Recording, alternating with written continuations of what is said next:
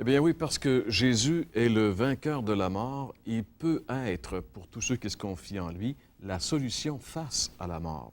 Parce que vous savez, comme on l'a bien mentionné au cours de cette émission, la mort, c'est un problème pour tous les hommes.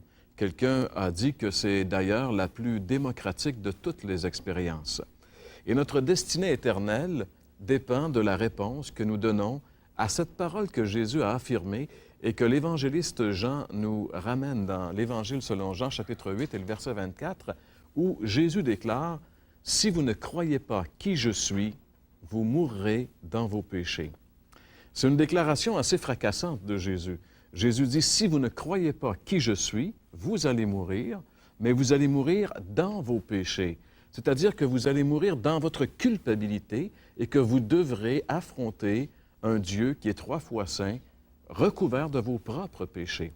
En réalité, on peut dire que mourir dans ses péchés, c'est probablement la chose la plus terrible qu'il est possible à un individu d'expérimenter, mourir dans ses péchés. Mais ce qui est merveilleux, c'est qu'il est possible de mourir autrement que de mourir dans ses péchés. La Bible nous dit qu'il y a 2 façons de mourir. Il est possible de mourir dans ses péchés, mais il est aussi possible de mourir dans le Seigneur. Dans le livre de l'Apocalypse, le dernier livre de la Bible, nous pouvons lire ensemble au chapitre 14 et au verset 13, Apocalypse chapitre 14 et le verset 13, nous pouvons lire ce verset qui dit « Heureux dès à présent les morts qui meurent dans le Seigneur. » Heureux dès à présent les morts qui meurent dans le Seigneur. Il n'y a que 2 façons de mourir. Ou bien on meurt dans ses péchés, ou bien on meurt dans le Seigneur. Mais pour mourir dans le Seigneur, il faut être venu au Seigneur. Il faut avoir reçu le Christ comme son sauveur personnel.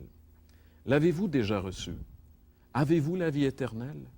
Êtes-vous vraiment certain au plus profond de vous que vos péchés sont pardonnés, que vous avez la paix avec Dieu, que vous êtes devenu un enfant de Dieu? Pouvez-vous dire, oui, je sais que je suis né dans ce monde à telle date, mais que je suis né aussi dans le royaume de Dieu, spirituellement, à telle date? Parce que vous savez, Jésus un jour a dit, si un homme ne naît de nouveau, il ne peut ni voir ni entrer dans le royaume de Dieu. Donc la nouvelle naissance, c'est ça, recevoir le Christ. C'est inviter Jésus qui vient en nous, faire sa demeure en nous et faire de nous une nouvelle création. Si vous n'avez jamais expérimenté cette chose essentielle pour le salut, pourquoi ne pas le faire maintenant? Peut-être que vous dites, j'aimerais recevoir Jésus-Christ, mais qu'est-ce que j'ai à faire? La première des choses, c'est de reconnaître que vous êtes pécheur. La Bible dit, tous ont péché et sont privés de la gloire de Dieu. Nous sommes tous par nature des pécheurs. Par nature, nous sommes tous séparés de Dieu. En réalité, par nature, nous sommes tous dans nos péchés. Et si on continue à vivre comme ça, sans jamais reconnaître ce fait et vouloir changer cette situation, eh bien, nous allons mourir dans nos péchés. Premier point, reconnaître que nous sommes pécheurs. Tous ont péché et sont privés de la gloire de Dieu. Deuxièmement, croire. Croire que Jésus a complètement et parfaitement accompli l'œuvre du salut et me confier en lui.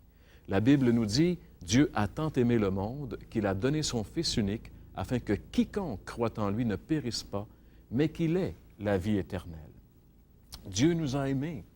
Il nous a aimés au point de payer le prix de notre rachat. On n'a pas à se racheter soi-même, on n'a qu'à croire que Jésus a accompli notre rachat. Et finalement, c'est de le recevoir par la foi comme notre sauveur personnel.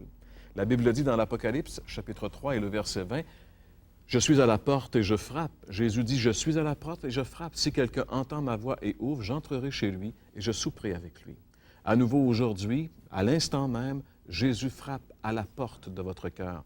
Voulez-vous lui ouvrir? Dans un simple mot de prière, simplement dire, « Seigneur Jésus, je reconnais que ce sont mes péchés qui t'ont fait souffrir et mourir sur la croix. Je reconnais, Seigneur, que sans toi, je vais mourir dans mes péchés. Mais Seigneur, je veux mourir en toi. Je veux que tu viennes maintenant dans ma vie. Viens, Seigneur, prends ma vie et fais de moi ce que tu veux. »